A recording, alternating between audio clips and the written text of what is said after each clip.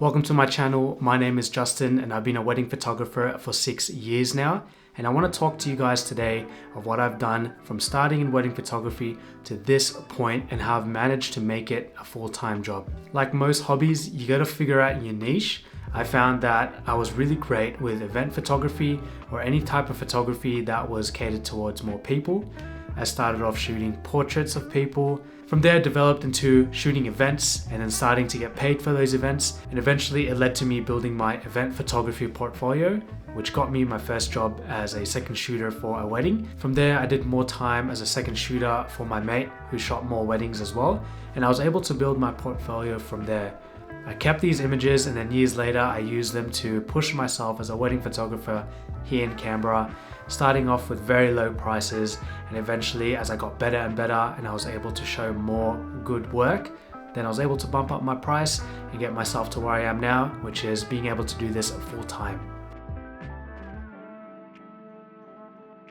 So one of the first things that you need to get into wedding photography is you need gear.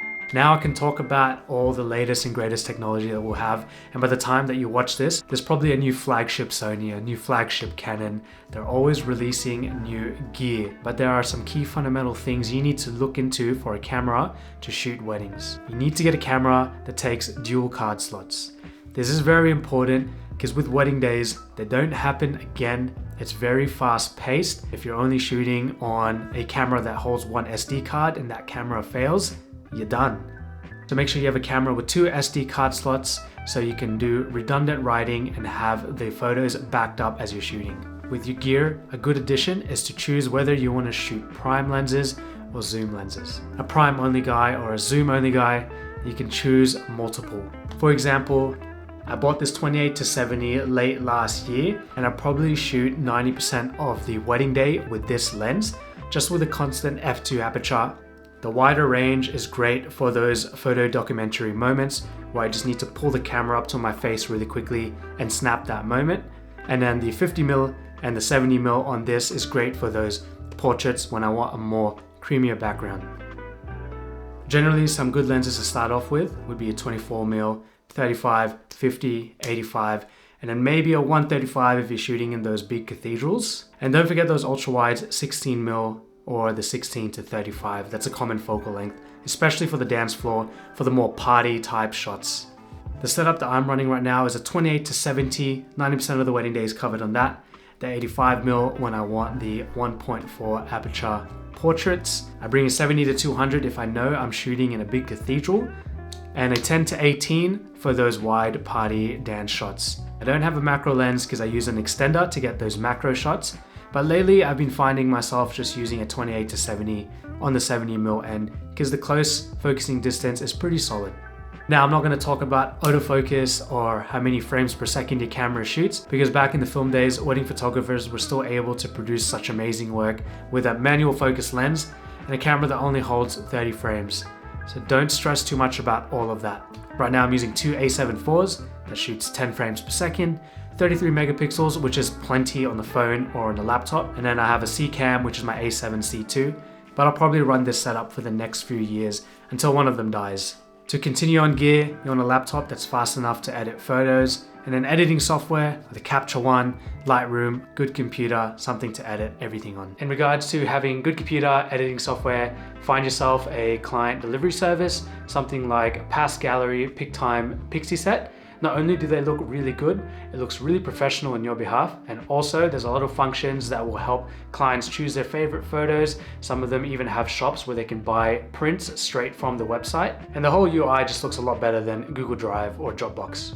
Lighting is very important, minimum at least 1 or 2 speed lights, just in case you find yourself in a place where there's literally no ambient light. And having a speed light gives you the opportunity to have good lighting wherever you go. You never know with these wedding days, a lot of lighting is out of your control, especially if you shoot natural light.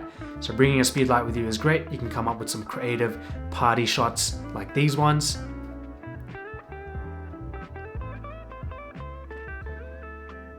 And even use it for off-camera flash moments like for these photos. I also bring RGB LEDs in case I need them for detail shots. You can choose multiple colors, multiple functions like these ones.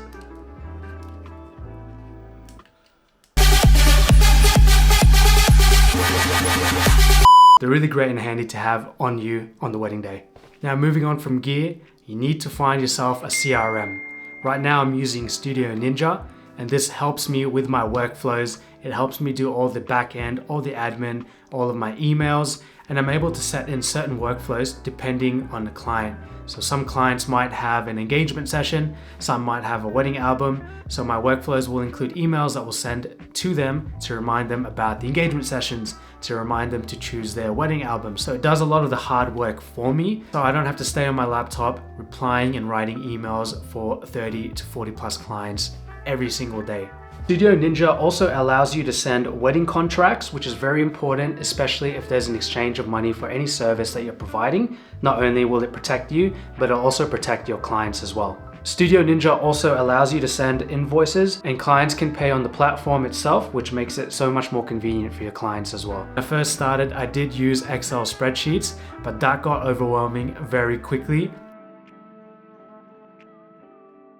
It was very hard to manage.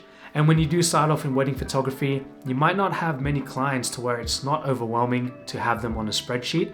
But trust me, when you do start growing, it's great to have everything in a clean software so no information gets lost. The third thing when starting your wedding business is you need to be good at street photography. Now I know it's not the same as wedding photography exactly. It is a little bit intimidating going out in the street, going out in public and taking photos of people, especially when they look at your camera. But what I mean with street photography is, with street photography, you're waiting for moments to happen. You're looking out and making sure you capture that fleeting moment. You need to be able to identify where a good photo can happen, especially if you can't direct it. It's very similar to wedding photography. Wedding photography moves forward without you, whether you like it or not. So you need to make sure that you're ready for those moments so you can capture those beautiful candids. You can take those banger landscape bride and groom portraits, those really nice wedding ring detail shots, but they don't hold a candle close to when the bride is hugging her mum after a speech, or if the groom is crying after seeing his partner walk down that aisle. Those candid moments are probably some of the most beautiful photos that your couple's gonna wanna get. So you gotta make sure that you're not chimping down at your camera trying to figure out your settings, but you know how to use your camera without looking at it. You can quickly just put it straight up to your face, take that shot, and know that you got that photo and that moment. The fourth thing is to have a great portfolio. And a way to do this, especially when you just want to start into wedding photography, is asking couples for free photo shoots. Now, I know you can't pay the bills with exposure, but you just need to get some stuff on your Instagram, to get some stuff on your website, to showcase that you can produce some great photos. The more content you put out there, the more the couples are gonna trust that you can take a great photo, and the more likely they'll book you in for your wedding day. Now, I don't mean doing 20 shoots for free. Just choose some really great locations, see if some couples are up for it, get those into your portfolio, and then start rolling out your pricing guide, showcasing some great photos. Even when you're on Facebook, there's plenty of wedding groups that are willing to take on new shooters, people who are just starting off, especially if they have a lower budget as well. So that's a great opportunity for you to showcase that not only are your prices very reasonable, but you can take some great photos, and then you just build on from there. Fifth thing is make sure that you have a great backup system for your photos. Yes, you have those 2 SD card slots. Sometimes that's not enough. What if your house burns down and everything goes down with it? You don't want to go up to the couple and be like, hey, could we maybe, do the shoot again? That's not going to happen. You need to have them on a cloud. What I do is I get my SD cards backed up to an SSD.